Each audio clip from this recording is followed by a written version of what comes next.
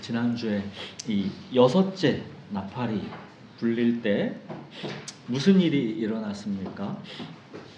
큰 강 유브라데에 결박한 네 천사가 풀려나서 이제 마치 소돔과 고모라의 심판과 같은 이 강력한 재앙이 몰려왔습니다. 전쟁, 자연재해, 질병, 경제적 기근, 이런 무서운 재앙에 사람 3분의 1이 죽임을 당했습니다. 자, 그런데도 결과가 뭐였습니까? 그런 끔찍한 재앙을 겪고도 살아남은 사람들이 그럼에도 불구하고 회개하지 않았습니다. 그들의 신은 배요 땅의 일을 생각하는 자라. 아무리 끔찍한 재앙을 당하고 살아남았더라도, 아무리 내가 큰 병과 절망에서 다시 살아났더라도 사람은 결코 그들의 신은 배요, 이 땅에 사는 사람, 이 본질에서 회개하지 않더라는 것입니다. 자, 이렇게 여섯째 나팔의 내용 9장 마지막이 이 회개하지 아니하더라 이렇게 끝났으면, 이제 이어서 나오는 이제 10장은 어떤 내용이 당연히 예상됩니까? 이제 어쩔 수 없이 마지막 7째 나팔이 불리면서 최후의 심판이 이제 전면적으로 임하는 것, 이게 당연히 예상되는 거 아니겠습니까? 자, 근데 7째 나팔은 11장 15절에 가서야 이제 불리고, 그 사이에는 전혀 예상 밖의 내용이 나옵니다. 자, 우리는 이번 주와 이제 다음 주 2주에 걸쳐서 이제 여섯째 나팔 이 회개하지 아니하더라와 7째 나팔 이 최후의 심판, 그 사이에 이제 어떤 내용이 펼쳐지는지를 이제 2주간 살펴보겠습니다. 이제 본문을 오늘 같이 읽겠습니다. 계시록 10장 1절에서 11절까지 번갈아 읽겠습니다. 내가 또 보니 힘센 다른 천사가 구름을 입고 하늘에서 내려오는데, 그 머리 위에 무지개가 있고 그 얼굴은 해 같고 그 발은 불기둥 같으며 그 손에는 펴놓은 작은 두루마리를 들고 그 오른발은 바다를 밟고 왼발은 땅을 밟고, 사자가 부르짖는 것 같이 큰 소리로 외치니 그가 외칠 때 7 우레가 그 소리를 내어 말하더라.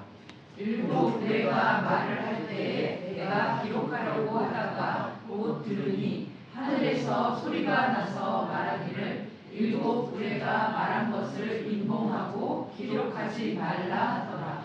내가 본 바 바다와 땅을 밟고 서 있는 천사가 하늘을 향하여 오른손을 들고 세세토록 살아계신 이 곧 하늘과 그 가운데에 있는 물건이며 땅과 그 가운데에 있는 물건이며 바다와 그 가운데에 있는 물건을 창조하신 이를 가리켜 맹세하여 이르되 지체하지 아니하리니, 7째 천사가 소리내는 날 그의 나팔을 불려고 할 때에 하나님이 그의 종 선지자들에게 전하신 복음과 같이 하나님의 그 비밀이 이루어지리라 하더라. 하늘에서 나서 내게 들리던 음성이 또 내게 말하여 이르되 내가 가서 바다와 땅을 밟고 서 있는 천사의 손에 펴놓인 두루마리를 가져라 하기로. 내가 천사에게 나아가 작은 두루마리를 달라 한즉 천사가 이르되 갖다 먹어버리라. 내 배에는 쓰나 내 입에는 꿀같이 달리라 하거늘, 내가 천사의 손에서 작은 두루마리를 갖다 먹어버리니 내 입에는 꿀같이 하나 먹은 후에 내 배에서는 쓰게 되더라. 그가 내게 말하기를 내가 많은 백성과 나라와 방언과 임금에게 다시 예언하여야 하리라 하더라. 네, 자, 이제 1절부터 한번 보십시오. 요한이 이제 본 그 힘센 천사는 보시면 구름을 입고 무지개가 머리에 있고 얼굴은 해 같고 발은 불기둥 같습니다. 이거는 딱 보면 예수 그리스도시죠. 예수 그리스도의 권위와 권능을 상징하는 겁니다.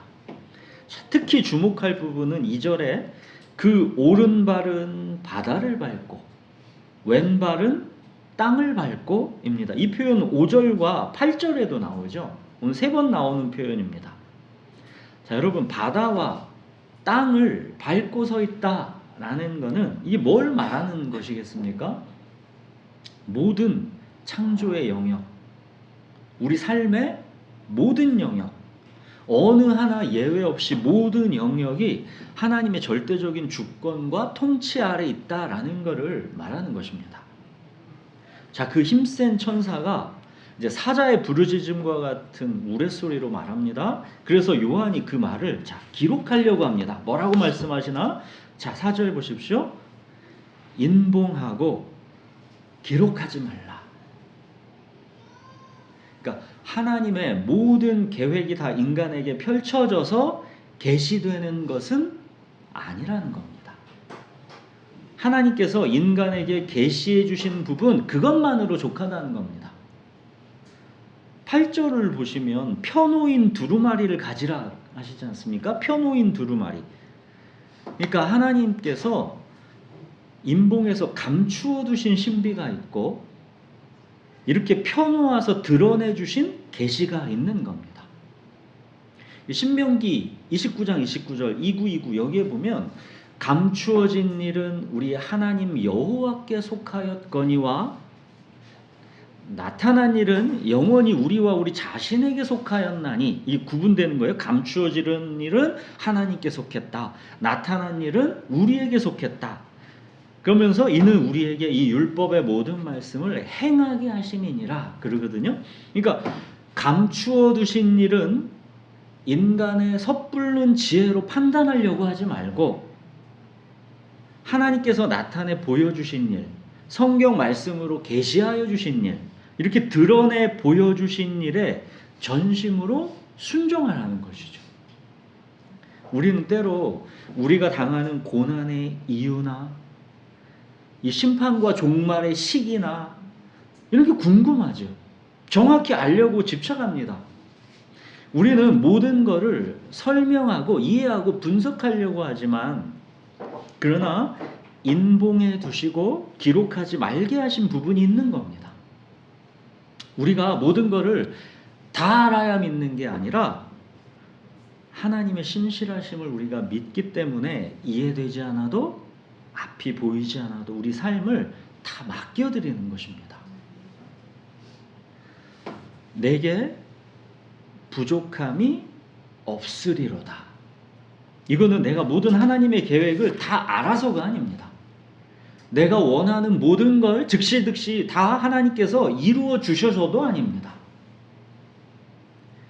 나의 생존을 책임지시는 목자가 내 곁에 있기에 그래서 부족함이 없는 것입니다. 여러분, 양에게 가장 큰 복은 푸른 초장이 아니라 목자의 임재입니다. 또 반대로 양에게 가장 큰 위기는 사망의 음침한 골짜기가 아니라 목자의 부재입니다. 나를 향하신 모든 하나님의 계획을 다 알아야 한다라는 이 교만과 조급함을 내려놓고 내 모든 삶을 하나님께 맡겨드리고, 하나님께서 드러내 보여주신 말씀, 오늘 하루 살아낼 말씀, 거기에 순종하면서 목자이신 주님과 동행하는 것, 이게 우리의 본분이라는 겁니다. 너무 거창하게 다 하려고 하지 말라는 것이죠. 자, 이제 바다와 땅을 밟고 서 있는 그 천사가 이제 선포합니다. 6절 마지막과 7절 보십시오. 지체하지 아니하리니 일곱째 천사가 소리내는 날 그의 나팔을 불려고 할 때 하나님이 그의 종 선지자들에게 전하시는 복음과 같이 하나님의 비밀이 이루어지리라. 자, 여섯째 나팔이 이미 불렸고 이제 곧 일곱째 나팔이 불릴 것인데 그 시간이 결코 지체되지 않을 것이라는 겁니다. 사람들은 여섯째 나팔이 이미 불렸는데도 회개하지 않았습니다. 최후의 심판, 일곱째 나팔 이런 건 없다라고 사람들은 굳게 믿습니다. 우리 베드로후서에서 한번 볼까요? 베드로후서 3장 3절 4절을 한번 보십시오. 우리 신약 386페이지에 베드로후서를 한번 보십시오. 신약 386페이지에 베드로후서 3장 3절 4절 보시면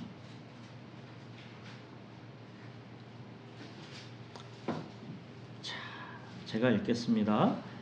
먼저 이것을 알지니 말세에 조롱하는 자들이 와서 자기의 정욕을 따라 행하여 조롱하여 이르되 주께서 강림하신다는 약속이 어디 있느냐? 조상들이 잔 후로부터 만물이 처음 창조될 때와 같이 그냥 있다. 아니.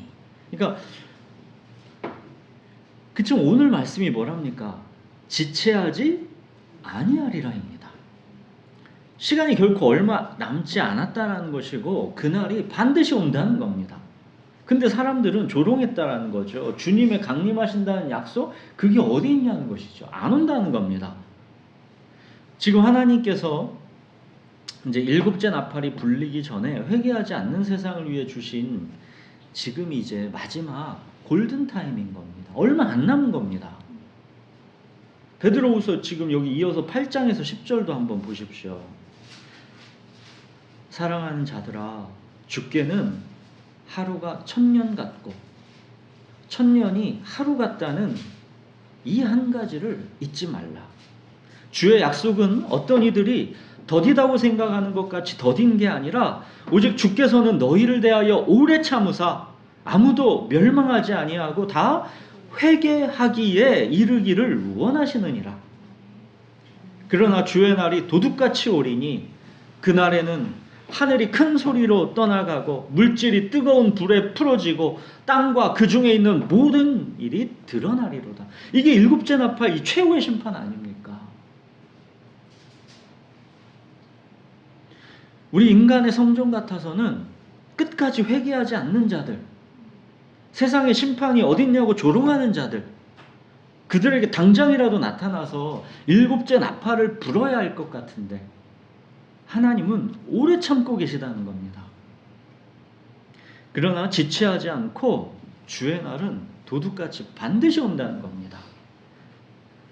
자, 늘 말씀드리지 않습니까? 우리 목숨이 붙어있는 때에 주의 날이 오든 아니면 우리 목숨 100년이 다해서 주의 날을 만나든 그 날은 지체되지 않고 반드시 오는 겁니다. 자, 여러분, 지체하지 아니하리라. 이 말씀이 기대와 소망이 되는 삶. 이 삶이 내가 진정 목자이신 주님과 지금 연합되어 있다라는 증거인 것이고 이 삶이 가장 복된 삶인 겁니다. 지체하지 아니하리라. 이게 기다려지는 삶, 그게 복된 삶입니다. 자, 이제 8절부터 이제 오늘 말씀의 핵심이 나옵니다. 이 천사의 손에 펴놓인 두루마리를 가지라 하죠. 자, 펴놓인 두루마리입니다. 그죠? 아까 4절에서 인봉하고 기록하지 말라는 거랑은 대조이죠. 펴놓인 두루마리. 자, 이 작은 책은 우리에게 드러내 보여주신 하나님의 말씀입니다. 감춘 게 아니죠. 보여주신 겁니다. 천사가 이 작은 두루마리를 갖다 먹어버리라 합니다. 감추어 두신 거는 주제넘게 알려고 하지 말고 드러내 보여주신 것, 이 펴놓인 이 작은 책은 너희의 전심을 다해서 사랑하고 순종하라는 것입니다. 보십시오, 여러분. 이 책을 갖다 읽어라가 아닙니다. 이 책을 갖다 먹어버리라입니다. 하나님의 말씀은 읽는 것이 아니라 먹는 것이다 그랬었죠.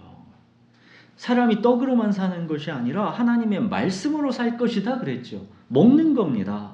하나님의 말씀은 읽어서 지적으로 이 지식으로 취득하는 게 아니라 먹어서 양식이 되고 생명이 되어야 하는 것, 그게 말씀입니다.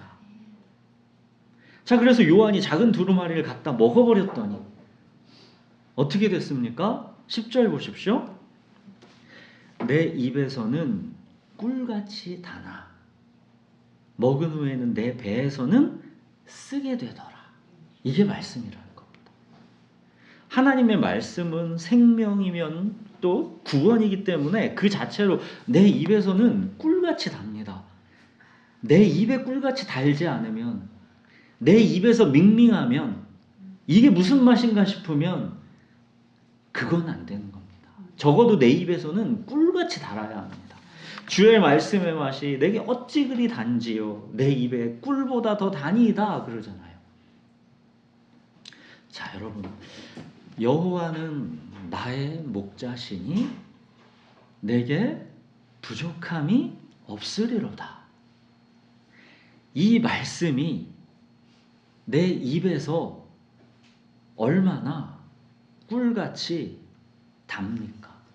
이거 안 달아요? 그럼 그건 이상한 거예요. 여호와는 나의 목자시니 내게 부족함이 없으리로다. 이거 내 입에서는 진짜 꿀같이 달아야죠, 당연히.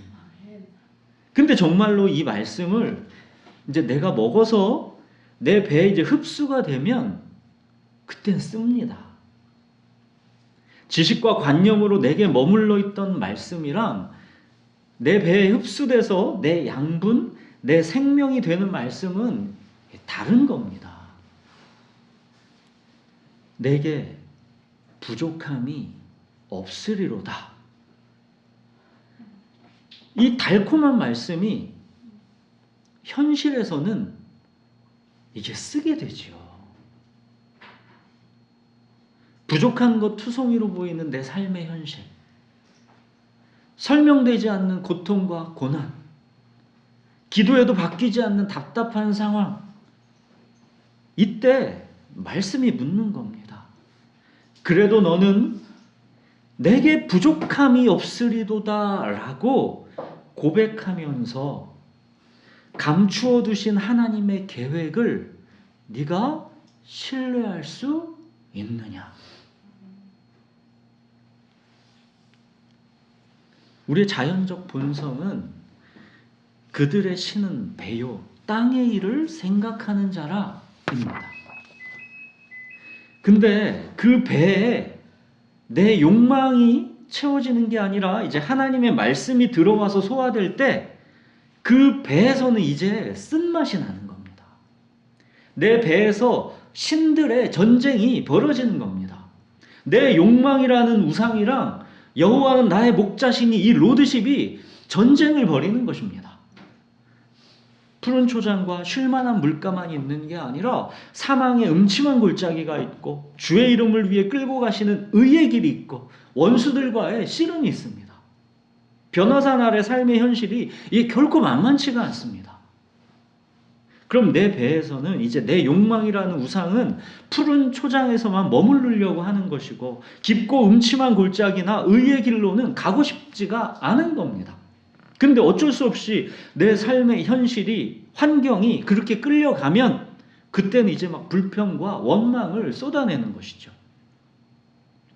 그러면서 이제 그 말씀 붙들고 살다 보면 이제 점점 여호와는 나의 목자시니, 이게 뭔지, 나의 목자시라는 게 뭔지, 그동안 지식과 관념에만 머물러 있던 이 말씀이 이제 내 배에서 소화되기 시작하면서 이게 나의 목자시라는 것이구나. 이제 말씀이 내 피가 되고 살이 되는 겁니다. 그래서 말씀이 내 육신이 되어가는 겁니다.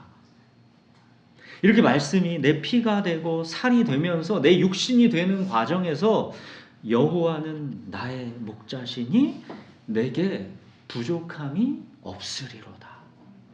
이제 이 말씀은 꿀같이 달기만 하는 것이 아니라 이제 배에서는 쓰게 되는 것이죠.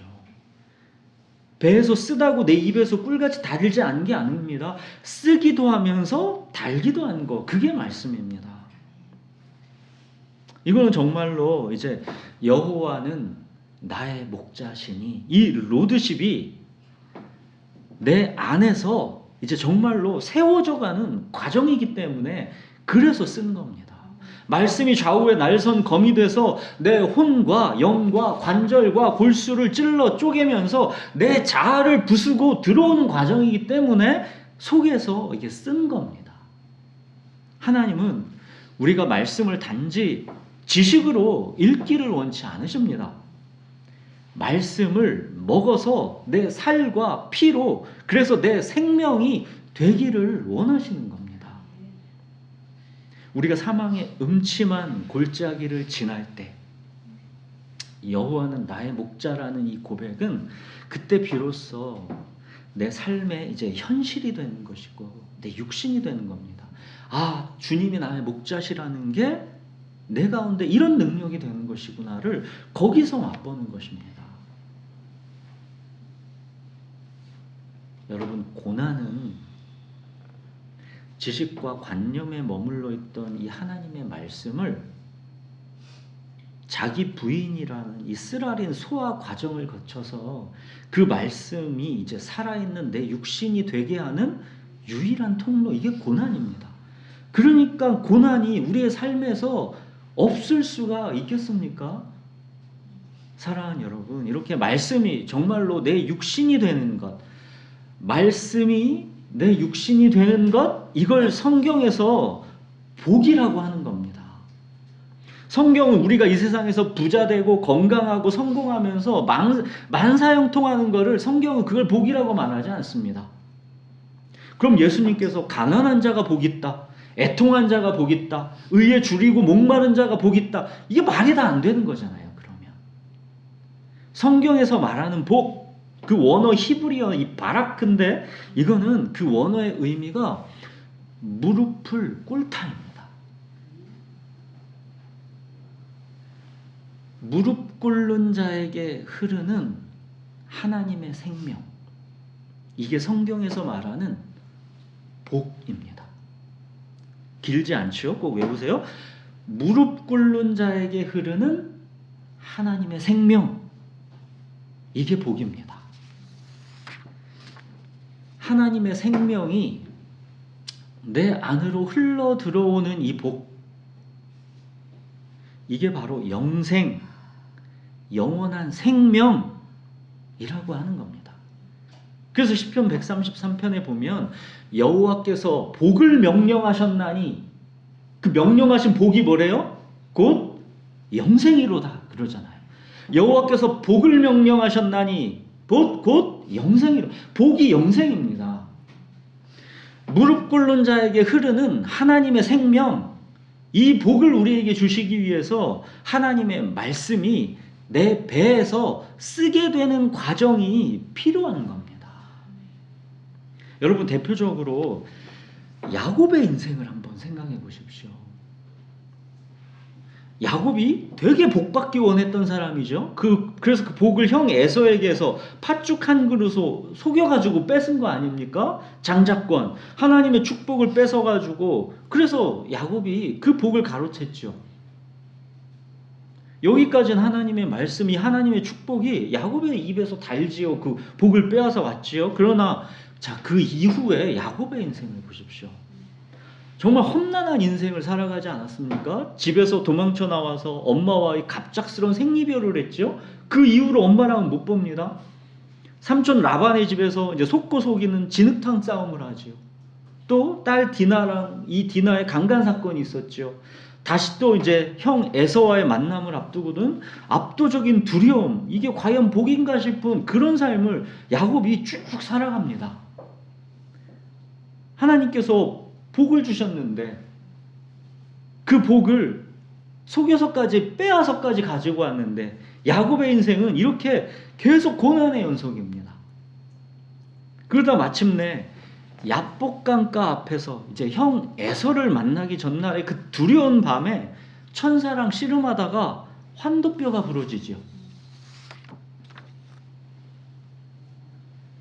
자, 그동안 이 야곱은 자기의 머리와 수완으로 하나님이 정하신 경계를 넘으면서 부족함이 없으려고 했던 인생입니다. 내가 막 채워가려고 하는 것이죠. 야곱, 그 이름의 뜻이 발꿈치를 잡는 자, 그죠? 속여 빼앗는 자, 그게 야곱이라는 이름의 뜻 아닙니까? 그렇게 부족함을 자기가 어떻게 해서든지 쟁취하려고 했던 인생이 야곱입니다. 그래서 부족함이 없으려고 했던 게 야곱인 거죠. 근데 자, 천사랑 씨름하면서 환도뼈가 부러지고 이제 인간의 힘이 꺾여서 무릎을 강제로 꿇게 됐죠. 그 순간 야곱은 새 이름 이스라엘, 하나님이 이기신다, 하나님이 통치하신다, 이 진짜 복, 무릎 꿇는 자에게 흐르는 하나님의 생명, 이 복을 받게 되는 겁니다. 무릎 꿇는 자에게 흐르는 하나님의 생명, 이 복이 바로 새 이름 이스라엘, 하나님이 이기신다, 하나님이 통치하신다, 그런 뜻인 것이고, 이게 바로 여호와는 나의 목자신이죠. 그 이후 이제 환도뼈가 부러진 야곱은 평생을 절면서 지팡이를 의지하는 삶을 살아가지요. 이제 하나님께서 정하신 경계를 넘지 않습니다. 야곱의 입에서 꿀같이 달았던 이 장자권의 복이 인생의 쓰디쓴 과정을 통해서 이제 진짜 축복, 무릎 꿇는 자에게 흐르는 하나님의 생명으로 이게 진정한 복으로 이렇게 야곱에게 살과 피가 된 것입니다. 경쟁하고 속여 빼앗아가면서 어떻게 해서든지 부족함이 없어 보려고 씨름했었던 야곱의 인생이 이제 여호와는 나의 목자시니 내게 부족함이 없으리로다, 이게 된 겁니다. 자, 이렇게 하나님의 말씀은 그 약속에 있어서는 입에서 우리 꿀같이 달지만 그게 실현되기까지 내 배에서는 쓰게 되는 겁니다. 그리고 이제 내 배에서 쓰게 된 이 말씀을 우리는 세상 가운데 전하라 하시는 겁니다. 그 11절 보십시오. 오늘 11절 마지막에 이렇게 끝나죠. 다시 예언하여야 하리라. 입에서는 꿀같이 달았던 말씀, 그러나 먹은 후에는 내 배에서 쓰게 된 말씀, 그 말씀을 세상에 전하라는 겁니다. 무릎 꿇는 자에게 흐르는 하나님의 생명, 이 복을 먼저 내가 먹고 내가 소화한 그 복을 세상에 전하라는 겁니다. 여러분, 9장 마지막 절이 회개하지 아니하더라 였죠. 그러나 10장에서 내가 심판하리라가 곧 나오는 게 아니라 다시 예언하여야 하리라입니다.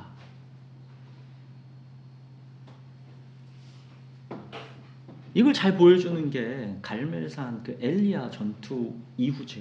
갈멜산에서 엘리야가 이 450명의 바알 선지자들이랑 벌였던 전투에서 하나님이 행하신 그 엄청난 기적을 사람들이 봤는데도 회개하지 않았죠.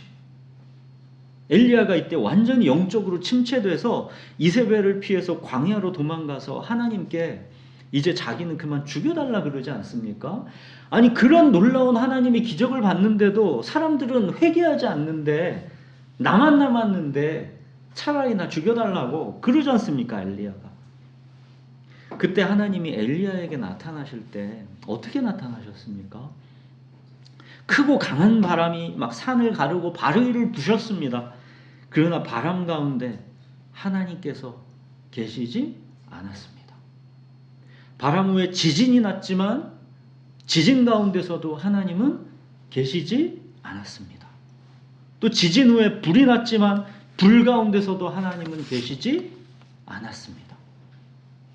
어떻게 나타났습니까? 그러면 불 이후에 드디어 하나님은 세미한 소리 가운데 찾아오셨죠. 크고 강한 바람, 지진, 불, 이런 것이 무서워서 사람들은 회개하지 않는다는 겁니다. 그거 무섭다고 사람들이 회개하고 하나님께 돌아오지 않는다는 겁니다. 사람이 얼마나 강팍한데 무섭게 겁줬다고 돌아오냐? 안 그렇다는 겁니다.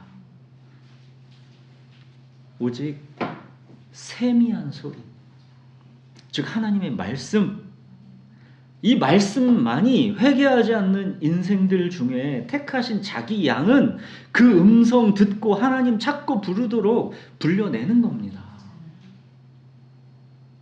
이 말씀이 대체 무슨 소용이 있을까 싶은, 겉보기에는 진짜 아무 힘도 없을 것 같은 그 말씀인데, 하나님은 크고 강한 바람, 지진, 불 이런 걸로 역사하시는 게 아니라 아무 힘 없을 것 같은 그 말씀으로 역사하신다는 겁니다.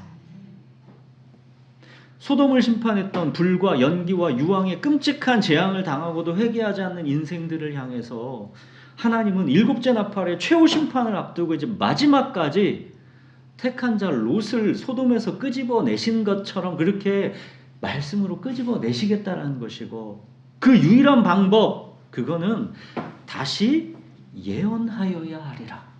오직 말씀, 하나님의 세미한 음성뿐이다라는 겁니다. 끔찍한 재앙을 당해도 회개하지 않는 인생들에게 대체 말씀이 무슨 능력이 있을까 싶지만, 하나님은 세미한 소리, 오직 말씀 이 한 가지뿐이라는 겁니다. 왜냐? 말씀이 곧 하나님이시기 때문입니다. 엘리야에게 세미한 소리로 찾아오셨던 하나님은 지금 이제 요한에게는 다시 예언하여야 하리라 하시는 겁니다. 오직 말씀뿐이라는 겁니다. 입에서만 꿀같이 단 말씀이 아니라 배에서 소화돼서 내 피와 살이 된 그 쓴 말씀을 전하라는 겁니다. 자, 여러분, 나를 아프게 하고 나를 깨트렸지만 결국 나를 살게 했던 그 말씀, 그 말씀이 내 속에 있습니까?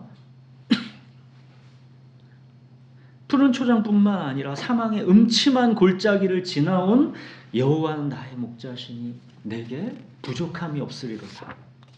예수님이 내 구원자시고 주님이시다라는 주 예수 그리스도, 이 복음, 무릎 꿇는 자에게 흐르는 이 하나님의 생명, 이 복이 내 안에 여러분 흐르고 있습니까?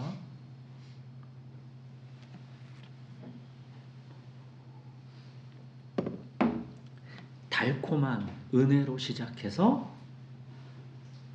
쓰라린 자기 부인을 통과하고 마침내 생명을 살리는 권세로 밖을 향해 나아가는 것, 이게 다시 예언하라는 의미입니다. 여러분, 사망의 음침한 골짜기에서도 여전히 여호와가 나의 목자시다라는 것을 내 삶으로 증언하는 것, 이것이 다시 예언하여야 하리라입니다. 여러분, 고난이 우리의 메시지입니다. 하나님은 말 잘하는 전도자가 필요한 것이 아니라 말씀대로 살아낸 증인이 필요한 것입니다.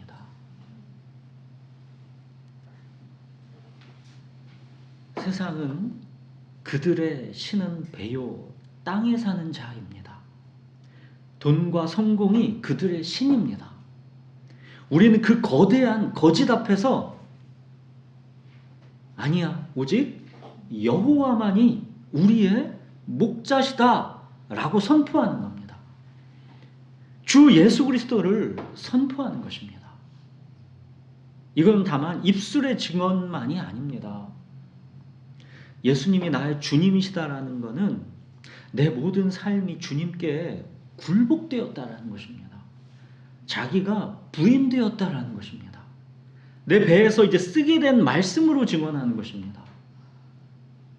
내가 무릎을 꿇어서 하나님의 생명이 내 안에 흐르고 있어야 무릎 꿇는 자에게 흐르는 하나님의 생명, 이 복을 전하지 않겠습니까?